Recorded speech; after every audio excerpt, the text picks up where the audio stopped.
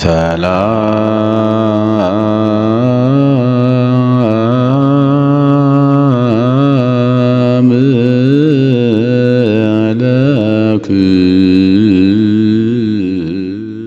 ለሰማይ ከዋክብትን ለምድር እጽዋትን ውበት ያደረገ እግዚአብሔር ለዚህ ታላቅ ቤተክርስቲያን ውበት ያደረጋችሁ የእግዚአብሔር ቤተሰቦች የእናታችን የቅድስት ድንግል ማርያም ልጆች አባቶቻችን፣ እናቶቻችን፣ ወንድሞቻችን፣ እህቶቻችን፣ ሕፃናት በኃያሉ በእግዚአብሔር ስም እንደምን አደራችሁ? እንደምን አረፈዳችሁ? ሳይገባን እስከዚህ ዕለትና ሰዓት አድርሶን በዚህ በተቀደሰው ተራራ ለተቀደሰ ዓላማ በቤቱ ሰብስቦን እንድንማር እንድናስተምር ፈቅዶና ወዶ ስላደረሰን ያን ግዙፍ ጨለማ ገፎ ረቂቅ ብርሃን ሰጥቶን በቤቱ ስለሰበሰበን የድንግል ማርያም ልጅ መድኃኔዓለም ከፀሐይ መውጫ እስከ ፀሐይ መግቢያ በፍጥረታት ሁሉ አንደበት ስሙ የተመሰገነ ይሁን። ሁሉንም በምስኪ በፍቅር አድርጉ። በምን አድርጉ? እግዚአብሔር ፍቅርን ያድለን። ይህ የታላቁ ሐዋርያ የቅዱስ ጳውሎስ ትምህርት ነው። በዚህ በአንደኛ ቆሮንቶስ ምዕራፍ 16 ቁጥር 14 ላይ ተጽፎ የምናገኘው ሕያው ቃል ነው። ለቆሮንቶስ ምዕመናን በጻፈው መልእክቱ ሁለተኛ ስላለ አንደኛ ቆሮንቶስ ነው። የዚህን አንደኛ ቆሮንቶስን ትምህርቱን በሚያጠቃልልበት ሰዓት የተናገረው ቃል ነው። ምዕራፉ አጠቃላይ 16 ምዕራፍ ነው ያለው። ይህ ትምህርት የትምህርቱ ማጠቃለያ ነው። የመጀመሪያውን ጉዞ ባደረገበት ጊዜ የመጀመሪያውን ክታብ በጻፈበት ጊዜ አጠቃላይ በማጠቃለያ ደረጃ ለሕዝቡ የሰጠው ምክርና ተግሳጽ አስተምሮ የሕይወት መንገድን የማሳየት ሂደት የሄደበት ጉዞን በደንብ አድርጎ ይገልጻል። በዚህ ውስጥ ስለ ፍቅር ይሰብካል። በዚህ ውስጥ ስለ ሰላም ይሰብካል። በዚህ ውስጥ ስለ መተሳሰብ ይሰብካል። በዚህ ውስጥ ምዕመናን ለቤተ ክርስቲያን ማድረግ ያለባቸውን አስተዋጽኦ ማድረግ እንዳለባቸው የመስጠትን የመባን ጉዳይ ይተነትናል፣ ያስተምራል። በዚህ ውስጥ ከላይ እስከ ታይ መከባበር እንዳለብን ያስተምራል። ይሄን በአንድ ምዕራፍ ውስጥ ሁሉ ነገር አስፍቶ አብልቶ ሐዋርያው ያስተምራል። ቅዱስ ጳውሎስ እንደምናውቀው የብሉይ ኪዳን እምነት አራማጅ የነበረ ከኦሪቱ ሕግ የለም ወንጌል ዲቃላ ሕግ ነው ከሚሉ አይሁድ መካከል ያንን ያቀነቅን የነበረ ሳውል የተባለ ሰው እንደሆነ መጽሐፍ ቅዱስ ይነግረናል። በተለይ የሐዋርያት ሥራ ምዕራፍ 8 እና ምዕራፍ 9ን ማንበብ በቂ ነው። ምዕራፍ 8 ምን እንደነበረ የጳውሎስን ሕይወት ይነግረናል። የመጀመሪያ ሕይወቱን ከጳውሎስ ቀድሞ ሳውል እንደነበረ ከሳውልነት ወደ ጳውሎስነት እንዴት እንደመጣ ምዕራፍ 9 ደግሞ በደንብ የሐዋርያት ሥራ ይነግረናል። በሐዋርያት ዜና ሟል ተተንትኖ ተተርጉሞ እናገኘዋለን ማለት ነው።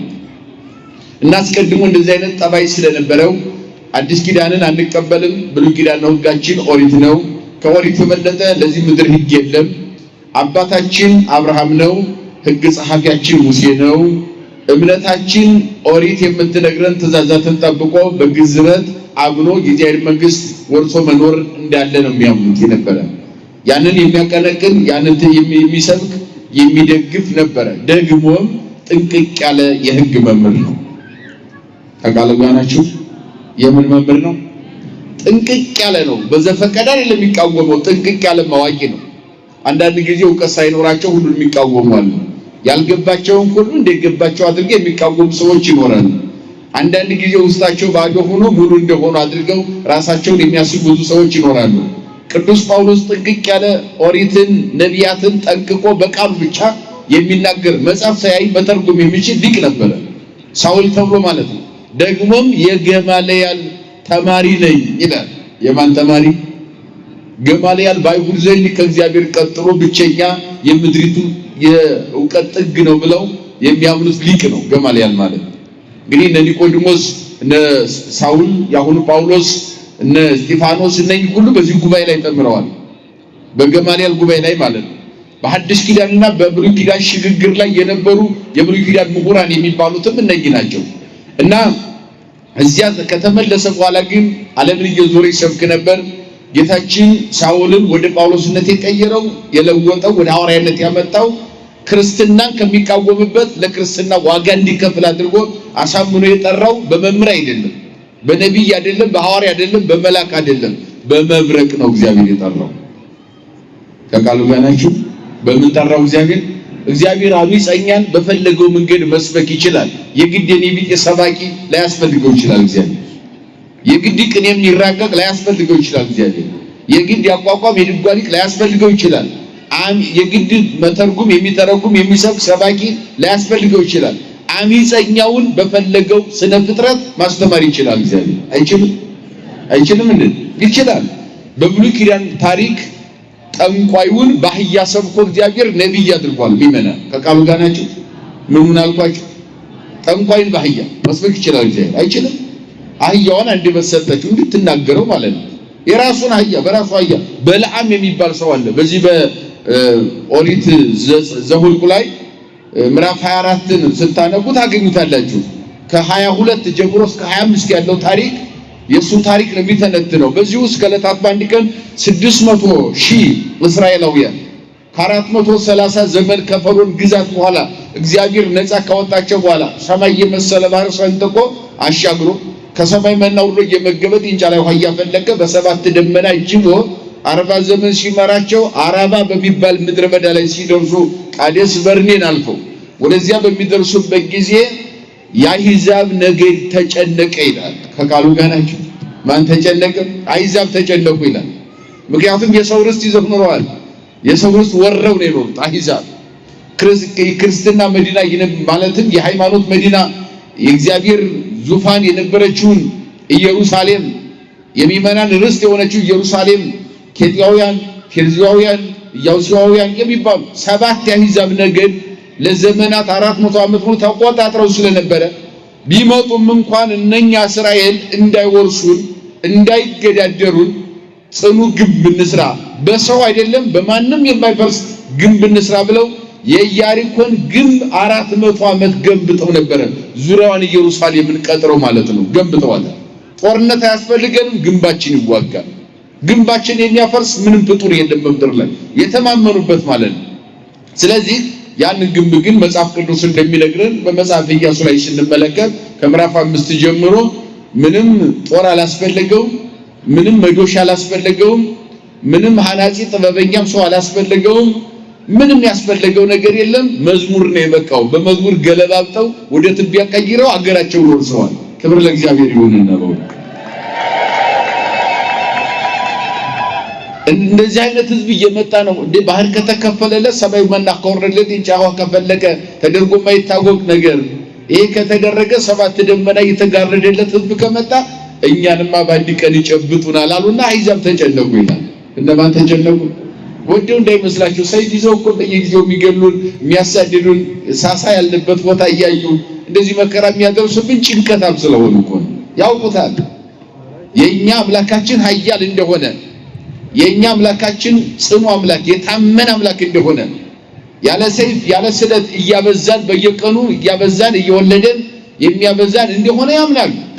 ደግሞ ምንም እዚህ ውጭ አማራጭ የላቸውም። የጭንቀት ኑሮ ስለሚኖሩ በጭንቀት የሚኖር ደግሞ ፍጹም እምነት በአምላኩ የማይተማመን ያጋንንትን ስራ ይሰራልና ያው ነፍሰ ገዳይ ነው የሚሆነው። ከዚህ አንፃር ነው አሕዛብ ጭንቀታሞች ናቸውና ተጨነቁ ይላል። ስለዚህ ምን አሉ? አንድ ጠንቋይ ነበረ በለዓም የሚባል ማን የሚባል አሁን ያለን አማራጭ ጠንቋይ አለ። ያንን ጠንቋዩን ብር ወርቅ በር ጭነን በአህያው እንላከውና ብዙ ገንዘብ እንስጠውና ረግሞ 600,000 ህዝብ እዚያው በአራባ ምድረ በዳ በሲና ምድረ በዳ ያስቀርልን። ስለዚህ ያለን አማራጭ እሱ ብቻ ነው፣ ሌላ አማራጭ የለም። በዚያ መተው እየገረፉ ርስታቸውን ይቀበላሉ፣ በአገራቸው ይኖራሉ። ያለን አማራጭ ለጠንቋይ መገበር ነው አሉና ይህን ጠንቋይ ጠርተው ወርቅ ብር ባላቅ በሚባል ንጉሳቸው መሪያቸው አማካኝነት ወርቅና ብር እስከሚፈልገው ድረስ ሰጡት። በአህያው ጭኖም እንዲሄድ ያደረጉት ይላል። ስትመጣ የበለጠ እንሰጥሃለን ብለው እሱ ደግሞ ደፋር ነው። 600,000 ህዝብ ረግሞ ሊያጠፋ ተቃሉ ጋር ናቸው። እግዚአብሔር የባረከው ጠንቋይ አይረግመው ይችላል። ይመርግ ጠንቋይ የሰይጣን ተላላኪ ነው። 4 ነጥብ። ሰይጣን ደግሞ በእግዚአብሔር ህዝብ ላይ ስልጣን የለውም፣ ለራሱ የሚቃጠል ነው። አንድ አቡነ ዘበሰማያት እንደግሞ እኮ አቃጥለን እኮ ድራሹን ነው የምናሳጣው። ማንን? ሰይጣንን። 600 ሺህ ህዝብን አጠፋለሁ ብሎ አንድ ጠንቋይ ተነሳና ወርቅ ተቀብሎ ጉዞ ጀመረ። አህያችን አንዲት አህያውን ይዞ ማለት ነው። መንገድ ላይ ሲደርስ ገና ወደ ህዝቡ ሳይደርስ ወደ ምድረ በዳ ወደ በረሃው ሳይሄድ መንገድ ላይ እንዳለ እንደው ቅዱስ ሚካኤል የረቀቀ ሰይፍ ይዞ የብርሃን መልአክ ቅዱስ ሚካኤል የሚያበራ በጣም በብርሃን የተሞላ እጅግ የረቀቀ መልአክ የረቀቀ ሰይፍ ይዞ መንገድ ላይ ጠበቀው ይላል። ለሱ አይታየውም። እሱን ንቆት ለአህያው ተገለጠ መልአኩ። አቃሉ ጋናችሁ ሰው ከሰውነት ደረጃ ሲወርድ እግዚአብሔር ይልቀዋል። አያችሁ ከአህያም ያንሳል። አያችሁ ለዚህ ነው ባለመያው ሰን ዘክቡር ውእቱ ያይመረ ወኮነ ባለመያው ሰን ዘክቡር ውእቱ ያይመረ ወኮነ ከመንስሳ ዛልቦ ልቦ ተመሰለው ያለው ዳዊት። ይሄ እንባቆምም ተናግሮታል፣ ኢሳይያስም የተናገሩ ነቢያት የተባበሩበት ቋንቋ ነው። የሰው ልጅ የተከበረ ሆኖ ሳለ እንደው እንደ እንስሳ ሆነ ይላል፣ እንስሳን መሰለ ይላል። ለምን ከተባለ ሰው ሆኖ ተፈጥሮ የሰውነትን ልኩን ከለቀቀ የፈጠረው እግዚአብሔር የሚዘነጋ ከሆነ በእግዚአብሔር ላይ ደባል አምላክ የሚያመልክ ከሆነ ከእግዚአብሔር ሰይጣን ይሻለኛል የሚል ከሆነ ከእንስሳ በታች ይወርዳል የሰው ደረጃው። ስለዚህ እንስሳዋ ትሻላለችና ለሰው ተራከቦ መልአከ እግዚአብሔር ቅዱስ ሚካኤል በተርጉማን በሚካኤል ብለው ይገልጹታል። ስሙ መልአከ እግዚአብሔር በማይከለፍኖ ለበልዓም መሰግን እስከ ነበበት ድልቱ በልሳነ ሰማ የሚለው ኦሪት። ከዚያ በኋላ የእግዚአብሔር መልአክ ለአህያው ተገለጠላትና ምናል መሄድ አትችይም ብሎ ሰይፉን አሳያል። አህያው ተመልሳ ጠንቋዩን ረገጠችው። ለምን ትረግጭኛለች ብሎ ደበደባት። ሲደበድባት አፋውታ ተናገረች። ምን አለች? እንደ ሰው አፋውታ በሰው አንደበት ተናገረ። ለምን ትመታኛለህ አለችው። ደነገጠ። ለምን ትመታኛለህ አለችው። ያዘዝኩሽን ለምን አትፈጽሚው? ለምን መንገድሽን አትሄጂም? ለምን ትረግጭኛለሽ አላት። ወድጄ አይደለም ምረግጥህ፣ የብርሃን መልአክ ሰይፍ ይዞ ፊቴ ቆሟል። አንተን ንቆ ነው ያልተገለጠልህ። ስራ ክፉ ስለሆነ እግዚአብሔር ሊገስጽ ፈልጓል። መልአክ ከፊቴ ቆሟል ሰይፍ ይዞ አለችው። መመለስ ይሻልሃል አለችው። አያችሁ እግዚአብሔር በአህያው ሰበከው። ችግር አለበት እግዚአብሔር፣ ሚሳነው የለ እግዚአብሔር።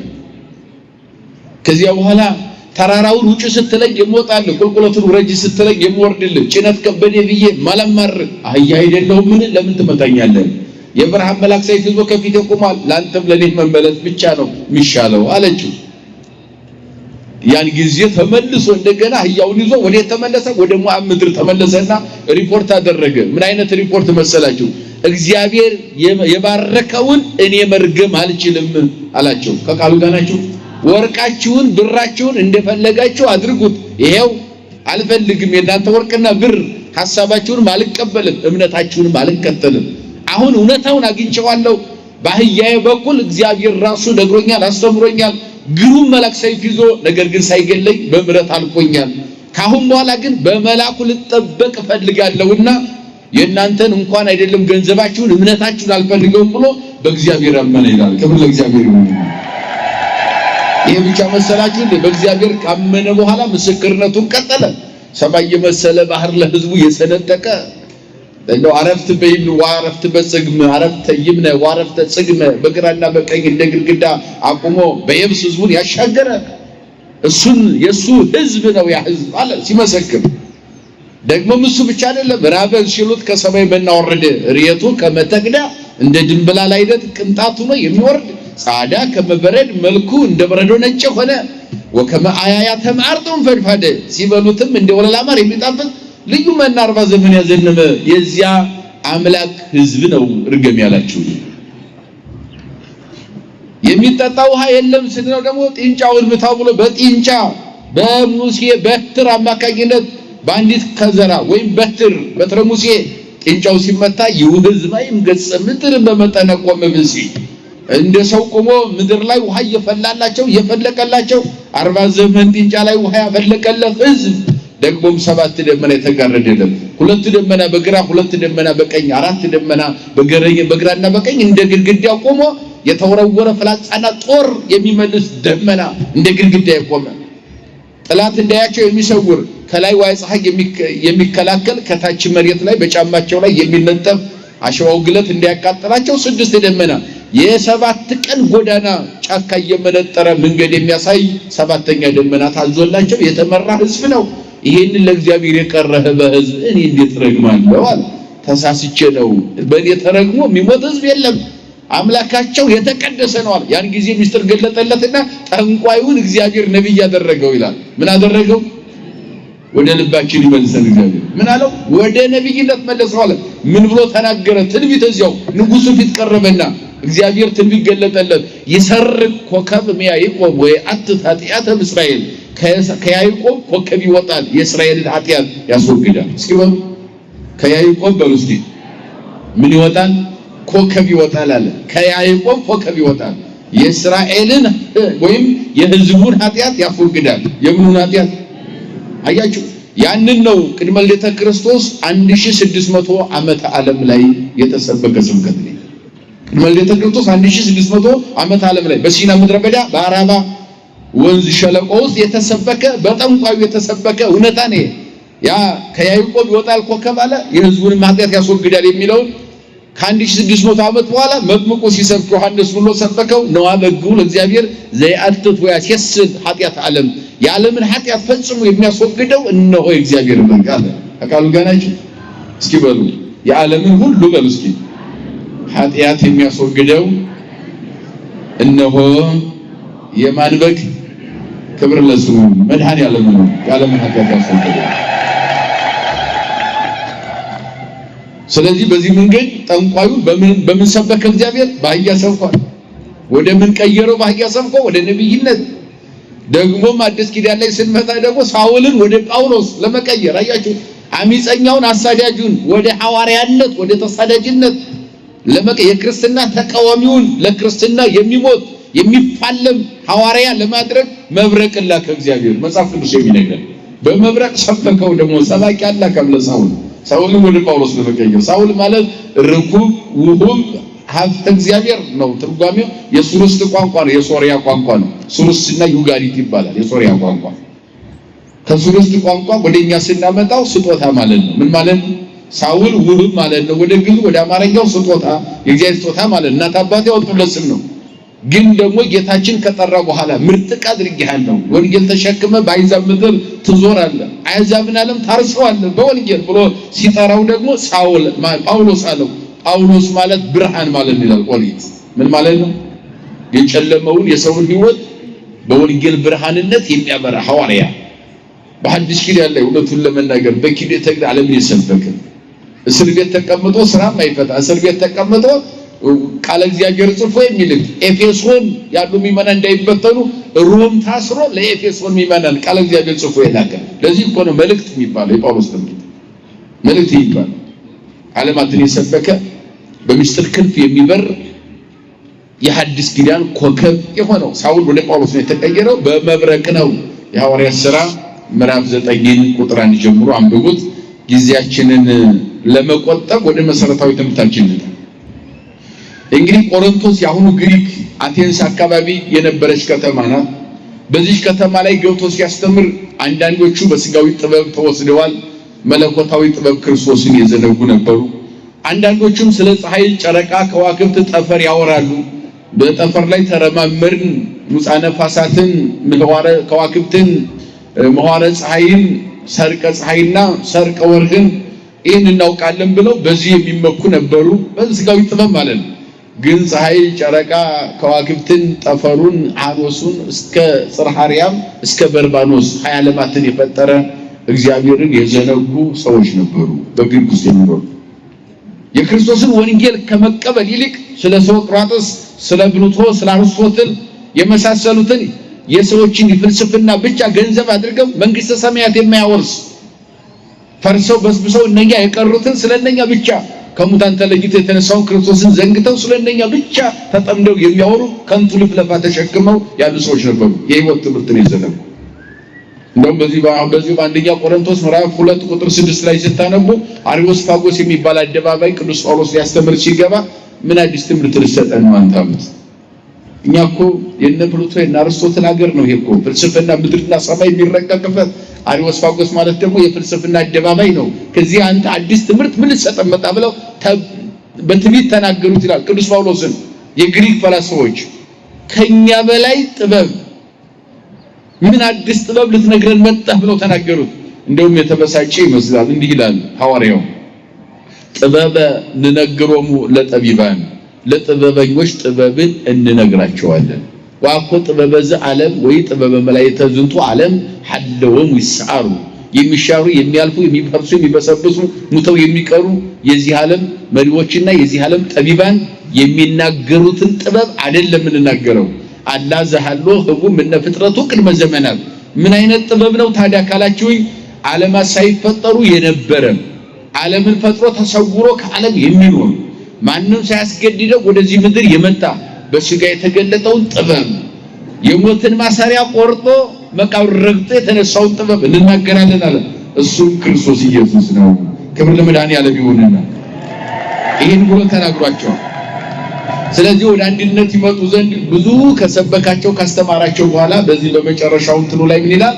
ለቅዱሳን ገንዘብን ስለማዋጣት ይልና በገላትያ አብያተ ክርስቲያናት ያደረኩትን እናንተም ደግሞ እንዲሁ አድርጉ ይላል።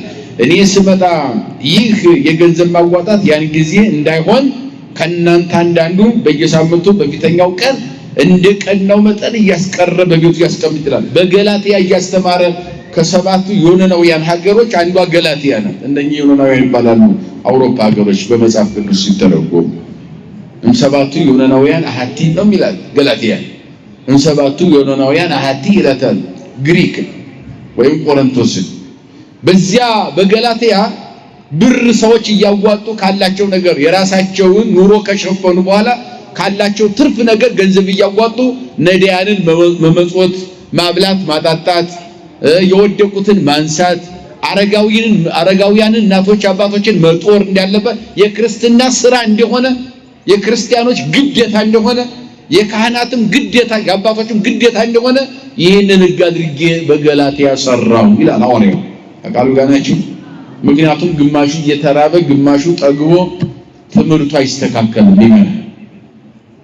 የሚበላው አጥቶ የሚያለቅስ ባለበት ጠግቦ መጣያ ያጣ ሰው ባለበት በዚህ መካከል ትምህርቱ አይስተካከልም። ተረዳድተው ሲኖሩ ሁሉም የዕለት ጉርስ አግኝተው በልተው የሚለብሱት አግኝተው ቤተክርስቲያን በቃ ልብስ አለኝ ብለው ለብሰው የሚመጡበት ቅድመ እግዚአብሔር የሚቀርቡበት ነገር ሲመቻችላቸው ወንጌሉ ይስተካከላል። አያችሁ። አለበለዚያ አንዱ ቸግሮት ቤተክርስቲያን እንኳን ለመምጣት ልብስ አጥቶ ቤት ተደብቆ የሚውል ከሆነ አንዱ ደግሞ መጣያ አጥቶ ሳጥን አጨናንቆ ይህ ልብስ ባላየሁት እያለ በልብሱ ላይ እያማረረ የሚኖር ሰው ባለበት እንዴት ብሎ ወንጌል ይስተካከላል? ስለዚህ ሐዋርያው ምን አደረገ? ያላችሁ ሰዎች የቀናችሁ ነው የሚለው አያችሁ። አግኝታችሁ የተረፋችሁ ሰዎች ምንም ለሌላቸው እንድታደርጉ በየሳምንቱ ካገኛችሁት ነገር አስተዋጽኦ አድርጉ ይላል። ምን በሉ ነገር ይውላችሁ። አዎ ያ ማለት አስራት በኩራት ማለት ነው። ብሉይ ኪዳኑም አዲስ ኪዳኑም ላይ ተጽፎ ያለ አስራት በኩራት አውጡ አዋጡ ይላል። አስራት በኩራት ቤተክርስቲያን የሚለው በዚህ መጽሐፍ ቅዱስ አውድ ላይ ምእመናንን ገና ያን ጊዜ ቤተክርስቲያን አልሰሩም፣ ህንጻ አልገነቡም። ገና በፒራሚድ የተገነባ በቦለኬት ወይም የተገነባ ህንጻ አልነበረም። ያን ጊዜ በእብነ በረድ የተሰራ አልነበረም። እና ዋናው መሰረታዊ ነገር ለአብያተ ክርስቲያናት አለ በገላትያ ላሉ ለምእመናን ማለት ነው። ለክርስቲያኖች በክርስቶስ ስም ለተጠሩ በ40 በ80 ቀን ለተጠመቁ በጥምቀት ከክርስቶስ የተወለዱ ሱታፊን ገንዘብ ያደረጉ ከክርስቶስ ጋር አንድ የሆኑ ምእመናን እንዳይራቡ እንዳይጠሙ አስተዋጽኦ ያላችሁ የቀናችሁ ሰዎች እንድታደርጉ ብሎ ሕግ ሰራ በገላትያ ሀገር። አሁን ለነኚህ ደግሞ ሲልክላቸው በገላትያ እንዲህ አይነት ሕግ ሰርቻለሁና አለ። ይህን ሲጽፍላቸው በቆሮንቶስ በግሪክ ላሉ ምእመናን ይህን ሲጽፍላቸው በገላትያ እንደዚያ ስላደረኩ በዚህም በእናንተ በቆሮንቶስ ከተማ ያላችሁ ምእመናንም ካገኛችሁት ብር እያዋጣችሁ ከተረፋችሁ እየሰበሰባችሁ ምእመናንን እርስ በርሳችሁ የምትረዳዱበት ገንዘብ ልታዋጡ ይህንን እጽፍላችኋለሁ አለ። ምን እላችኋለሁ? እጽፍላችኋለሁ አለ። እኔ ሳልመጣ ይህን አድርጋችሁ ጠብቁኝ። ከቃሉ ጋር ናችሁ። ማን ሳይመጣ? ገላትያ ነው ያለው እሱ። ይህን ሕግ ሰርቻለሁ፣ ብር እያዋጣችሁ ጠብቁኝ፣ እየተረዳዳችሁ ጠብቁኝ። እኔ ሳልመጣ አድርጉት አለ። ምክንያቱም እሱ ሲመጣ ገንዘብ ወደ ማዋጣት አልገባም፣ ለትምህርት ጊዜ የለኝም። ከቃሉ ጋር ናችሁ። ምን የለኝም አለ? ጊዜ የለኝም ለትምህርት። እኔ ስመጣ ይህንን የገንዘብ ማዋጣት ያን ጊዜ እንዳይሆን አለ። ከእናንተ እያንዳንዱ በየሳምንቱ በፊተኛው ቀን እንደቀናው መጠን ያስቀር በቤቱ ያስቀምጣል እኔ ሳልመጣለ ምክንያቱም እሱ የሚመጣው ማንን ለማስተማር ነው ምእመናንን ለማስተማር ስለሆነ ማለት ነው ምእመናንን ለማስተማር ስለሆነ ጊዜውን ላለመግደል ማለት ነው እኔ ደግሞ ልሄድ የሚገባኝ ቢሆን ከኔ ጋር አብረው ይሄዳሉ አለ እነኛው ምእመናን ናቸው በመቄዶንያም ሳልፍ ወደ እናንተ እመጣለሁ በመቄዶንያ አድርጌ አልፋለሁና ያ ማለት አሁን ገላትያ ነው ከገላትያ አልፎ በመቄዶንያ ይሄ አሁን ፓኪስታን አፍጋኒስታን የሚባለው አካባቢ ማለት ነው በዚህ አልፎ ወደ ኤፌሶን ይሄዳል ቱርክ ነው እሱ በኋላ እንመጣበታለን ከዚያ እንደገና ወደ ግሪክ የሚመለስበት ሁኔታ አለና በመቄዶንያ ሳልፍ እመጣለሁ በመቄዶንያ አልፋለሁና ያው ረፍት የላቸውም አባቶቻችን ሲያስተምሩ ማረፊያ ቤት አልነበራቸውም ባገኙበት ሁሉ ያርፋሉ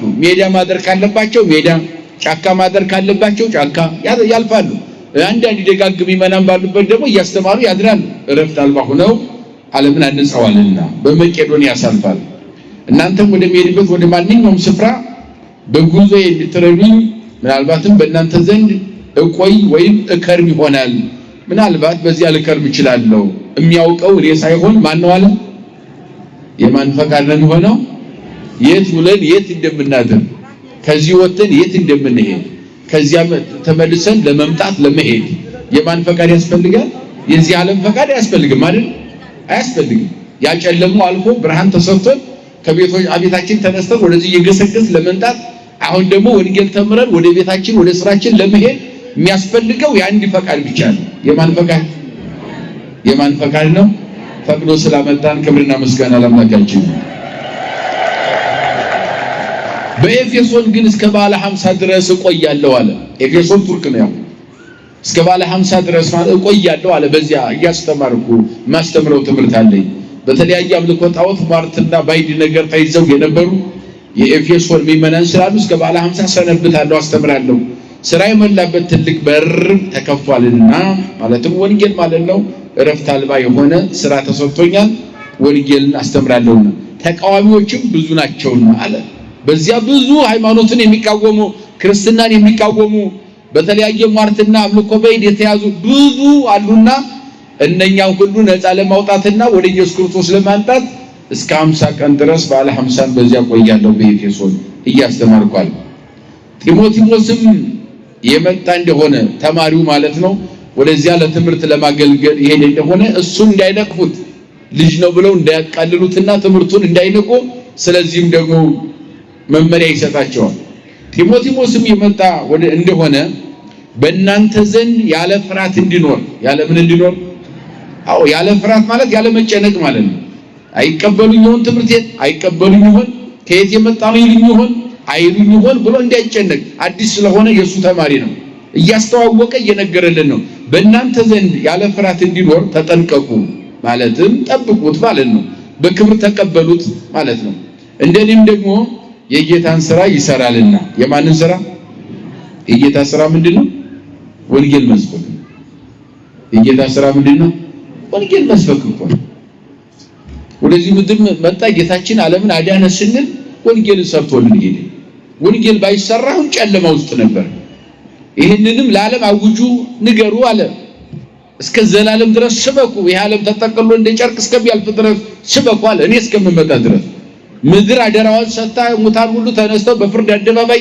በቀኝና በግራ አቁሜ በመፈርድበት የን ጊዜ እስከምመጣ ድረስ ስበኩ አለ ይሄን የተሰጠው ሥራ የቤተክርስቲያኑ ሥራ ሙሉ ወመሃሩ ነው ሂዱ አስተምሩ ወንዘ ታጠምቁወሙ በሉ በስመ አብ ወወልድ ወመንፈስ ቅዱስ በአብ በወልድና በመንፈስ ቅዱስም እያጠመቃችሁ ደቀ መዛሙርት ያድርጓቸው የማቴዎስ ወንጌል 28 ቁጥር 19 ማርቆስ 16 ላይ የምናገኘው ያውቃል ይህን የሰጠው እውነታ በምድር ላይ የተሰጠው ለአባቶች የተሰጠው ለመምራን የተሰጠው የጌታ ሥራ የሚባለው ወንጌል መስበክ ነው ምን መስበክ ነው ምን መስበክ ወንጌል መስበክ ነገራቸው የጌታ ሥራ በስቷልና አላቸው ስለ ወንድማችን ስለ አጵሎስ ግን ከወንድሞቹ ጋር ወደ እናንተ ይሄድ እጅግ አድርጌ ለምኘው ነበር አለ ዛሬም ለመምጣት ከቶ ፈቃድ አልነበረም ሲመቸው ግን ይመጣል አለ ያንኛው ደቀ መዝሙሩ ማለት ነው።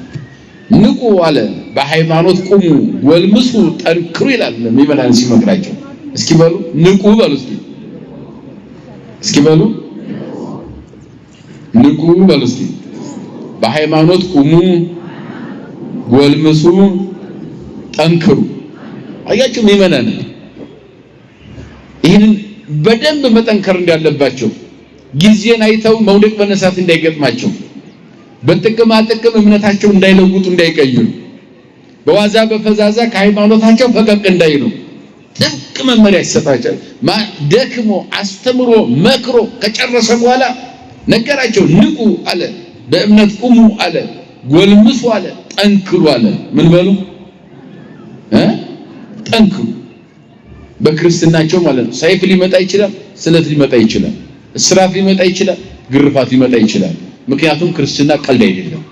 ክርስትና መስቀል ላይ የተመሰረተው ብለናል። አምላካችን መከራውን ሁሉ አሳይቶናል። ግን ዓርብ እንዳለ እሑድ አለ፣ መስቀል ግርፋት እንዳለ፣ ምራቅ መተፋት እንዳለ፣ መንገላታት መራቆት እንዳለ፣ ደግሞም ትንሳኤ አለ፣ በብርሃን የተሞላ ትንሳኤ እንዳለ እርግጠኛ ሆኖ መኖር ክርስትና ነው። አያችሁ አው እንድንወድቅ የተዘጋጀ የተማሰ ጉድጓድ ሊሆን ይችላል። ክርስትና ጉድጓዱን ደፍኖ ማለት ነው። አለመፍራት አለመጨነቅ በእምነት ጥርጥር ውስጥ አለመግባትን ሐዋርያው ያናገራል። አዎ የተረቀቀ ወጥመድ ሊኖር ይችላል፣ የተጠመደ ረቂቅ ወጥመድ ሊኖር ይችላል። ክርስትና ወጥመድ ሰብሮ ማለት ነው። አዎ የነደደ እሳት ሊኖር ይችላል፣ እሳቱን አውደ ምሕረት አድርጎ መዘመር ነው። ክርስትና እንደዚያ ነው። አዎ እስር ቤት ይኖራል። የአባቶቻችን ታሪክ የሚነግረን እስር ቤት ገብቶ መዘመር ነው። ከቃሉ ጋር ናቸው። ይሄ አጠቃላይ ታሪኩ የብሉያትም የሐዲሳትም ታሪክ የሚነግረን እውነታ በእምነት ስንኖር ይሄ ነው። ስለዚህ ይሄንን እንዲረዱ ንቁ፣ በእምነት ቁሙ፣ ጎልምሱ፣ ጠንክሩ ብሎ ጥብቅ መመሪያ ይሰጣል ማለት ነው። ጠበቅ አድርጎ ነው የሰጣቸው። ካስተማረ በኋላ ማስተማሪ ትርጉም ይሄ ነው። እንድትነቁ ነው፣ በሃይማኖት እንድትጎለምሱ እንድታድጉ ነው፣ እንድትጠረክሩ ነው። ይሄ ነው የመጣውበት ዓላማዬ። ምን ከራተተውም ለዚህ ነው ሐዋርያው። ስለዚህ ጠንክረው እምነታቸውን መያዝ እንደያለባቸው፣ በማንኛውም ፈተና መናወጥ እንደሌለባቸው፣ ተስፋ መቁረጥ እንደሌለባቸው አስረግጦ ይናገርና ወንድሞቼ ሆይ የእስጢፋኖስ ቤተሰቦች የአክያ በኩራት እንደሆኑ ቅዱሳንም ለማገልገል ራሳቸውን እንደሰጡ ታውቃላችሁ። እንደነርሱ ላሉት አብሮ ለሚሰራ ለሚደክም ሁሉ እናንተም እንድትገዙ እለምናችኋለሁ። ለሚያስተምሩ ለአባቶች ለሚመክሩ መገዛት ማለት ሲያዙ እሺ መታዘዝ፣ ንስሐ ግቡ እሺ መግባት፣ ጾሙ ሲባል እሺ መጾም፣ ጸልይ ሲባል እሺ መጸለይ፣ ተገዙ ማለት ያ ተገዙ ማለት ቃላቸውን አክብሩ ማለት ነው። ምክንያቱም የምንገዛው ለእግዚአብሔር ነው። የአባቶች ለመገዛት ግን የአባቶችን ቃል ማክበር ያስፈልጋል። የአባቶችን ቃልና አባቶችን ስልጣን ሳናከብር የምንገዛለት እግዚአብሔር ሊኖር አይችልም። ምክንያቱም በእነሱ አማካኝነት ነው እግዚአብሔር የምናውቀው የምንረዳው መመሪያውን የሚያስተላልፈውና። ለምሳሌ ይፍቱ ይስደል ምንድነው የሚሉት አባቶች? መቼም ፈትቻለሁ የሚል ቄስ የለም አይደል? ምን ጳጳስ አለ? የለም። ማን ይፍታ ነው? ባርኩኝ ስትሉ ማን ይባርክ ነው? ስለዚህ ባራኪው ማን ነው ማለት ነው? አባቶች መጠቀሚያ ናቸው ማለት ነው። በእነሱ ላይ አድሮ እግዚአብሔር በረከቱን ያሳልፋል ይሰጣል ማለት ነው። ተገዙ ማለት ለሚያስተምሯችሁ ነገር ተቀበሉ ማለት ነው። የእነሱን ስትቀበሉ እግዚአብሔር መንፈስ ቅዱስ እናንተን ይጎበኛችኋል ነው። የጽድቁን ጎዳና ይመራችኋል፣ የጨለመውን ሕይወት ያበራላችኋል፣ ያጣችሁን ነገር ይሰጣችኋል፣ ገደል የሆነው ነገር ሜዳ ይሆናል ነው እያለ ያለ። ተገዙ ማለት ያን ነው። ቃላቸውን ተቀበሉ አክብሩ ማለት ነው። እንደነርሱ ላሉና አብሮ ለሚሰራ ለሚደክም ሁሉ እናንተም እንድትገዙ ለምናችኋለሁ። በእስጢፋኖስ በፈሮንዶንጦስ በአክያስ መምጣትን ደስ ይለኛል፣ እናንተ ስለሌላችሁ የጎደለኝን ፈጽሟልና። እሱ ወክለው ያስተማሩ ናቸው እነኚህ። እሱ ባልደረሰበት ጊዜ ለሚመናን የደረሱ ሰዎችን ምስጋና ነው። መንፈሴም መንፈሳችሁን አሳርፏልና መንፈሴንም መንፈሳችሁን አሳርፏልና ማለት እናንተም ትምህርት አጣም ብላችሁ ተስፋ እንዲያትቆርጡ ለማስተማር ደርሰው አሳርፏችኋል፣ አስደስተዋችኋል። እኔም ደግሞ መምህራን አጡ፣ ሚመናን ተበተኑ፣ አይዛብ በጠበጧቸው ቢዝ ሐሳውያን ገቡባቸው ብዬ እንዳልጨነቅ የኔንም መንፈስ አሳርፈዋልና ለነሱም ሊገባቸዋል አለ። ምስጋና ይገባቸዋል። ምስጋና ይገባቸዋል። እንግዲህ እንደዚህ አይነቶቹን ወቃቸው። የእስያ አብያተ ክርስቲያናት ሰላምታ ያቀርቡላቸዋል። ማለትም በዚህ በመካከለኛው ምስራቅ ያሉ ምዕመናን ናቸው። አብያተ ክርስቲያናት ሰላምታ አቅርበውላቸዋል። ሲያስተምራቸው የቆዩ ምዕመናን አሁን ለምታስተምራቸው በቆሮንቶስ ላሉ ምዕመናን ሰላምታ አቅርብልን ብለው ልከውኛል እያለ ነው። ሰላምታ ይሁንላችሁ ብለዋል። የእስያ አብያተ ክርስቲያናት ሰላምታ አቅርበውላቸዋል። አቂላ፣ ጵርስቅላ እነኚህ ደግሞ ከ36ቱ ቅዱሳት አንስት መካከል ያሉ ናቸው። በቤታቸው ካለች ቤተክርስቲያን ጋር ማለት ከልጆቻቸው ጋር ማለት ነው ጋር በጌታ እጅግ ሰላምታ ያቀርቡላቸዋል። በእግዚአብሔር ስም ሰላምታ አቅርበዋል። ጵርስቅላና አቂላ የሚባሉ ሁለት ሴቶች ናቸው። ከ36ቱ ቅዱሳት አንስት ሃይማኖት መሰረት ከተመረጡት መካከል ጌታ ከመረጣቸው መድኃኔዓለም ከዚያ መካከል ያሉ ናቸው። በቤታቸው ካለች ቤተክርስቲያን ጋር ማለት ከወለዷቸው ልጆቻቸው ጋር ሆነው ቤተሰብ ጋር ሆነው ሰላምታ አቅርበውላቸዋል። ምን አቅርበውላቸዋል? ወንድሞች ሁሉ ሰላምታ ያቀርቡላቸዋል።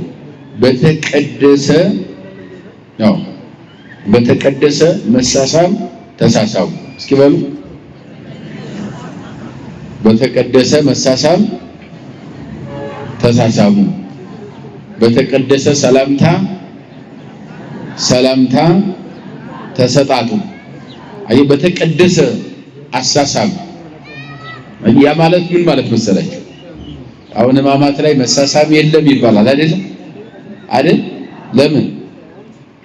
ለምን ይሁዳን ማሰብ ነው አይደል? አዎ ይሁዳ በመሳም ጌታውን አሳልፎ ሰጥቶታል። በልቡ ሳይወደው በአፉ እንደሚወደው ሆኖ እሱ ልቡ አሳልፎ እየሰጠው በእጁ ሰላምታ አቅርቦለታል። በተቀደሰ ማለት በተለየ ከይሁዳ አሳሳም በተለየ መሳሳም ተሳሳሙ። ስመሽ አሳልፈሽ አትስጪ፣ ስመህ አሳልፈህ አትስጥ።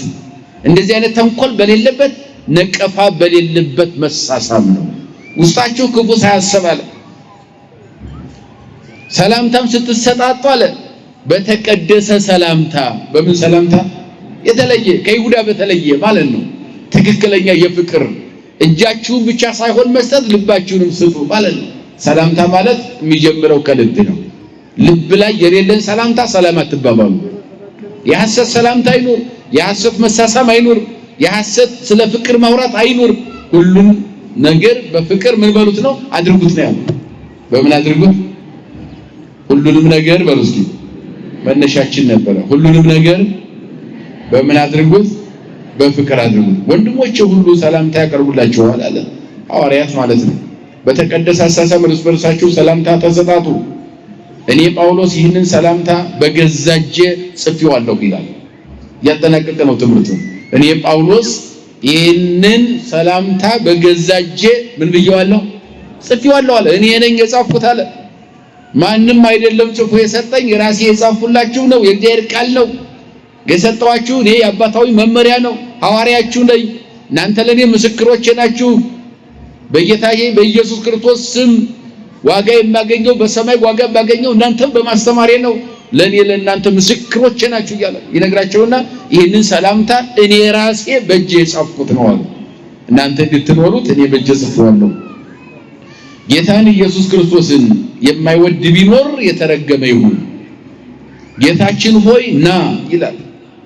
ምን በል ና ይላል። ጌታ ኢየሱስ ክርስቶስ ጸጋ ከእናንተ ጋር ይሁን አለና ፍቅሬ በክርስቶስ ኢየሱስ ከሁላችሁ ጋር ነው ይልና አሜን ይላል። ሲያጠናቅቀው ትምህርት አያችሁ። ኢየሱስ ክርስቶስን የማይወድ የተረገመ ይሁን። ምን ይሁን? አዎ ከሱ ውጭ ጣዖት የሚያመልክ የተረገመ ይሁን ማለት ነው። ከሱ ውጭ ደባል አምላክ የሚያዘጋጅ በሟርት በጥንቆላ በተለያየ ነገር ደባል አምላክ አዘጋጅቶ ርሱን የሚያሳዝን ማለት ነው። ከሱ የተለየ አያችሁ የተረገመ ይሆናል። የጌታ ፍቅር ከናንተ ጋር ይሁን፣ እኔም በፍቅሬ ይህን ጽፌላችኋለሁና የኔም ፍቅር ከናንተ ጋር ይኑር ብሎ ትምህርቱን ያጠናቅቃል። አያችሁ ዙሮ አሁን ሲጠቃለል ትምህርቱ ሁሉን በፍቅር አድርጉ ነው። በምን አድርጉ? በፍቅር አድርጉ። መለያየት አይኑር። በሰፈሩ፣ በመንደሩ፣ በቀየው፣ በሸለቆ በተለያየ ነገር እርስ በርሳችን የምንባላበትን የሰይጣን አጀንዳ እግዚአብሔር ይዝጋልን። አገራችን ህዝባችን በአንድነት ይጠብቅልን። የእናታችን አማላጅነት የቅዱሳን አባቶቻችን ጸሎት አይለየን። ይቆየን።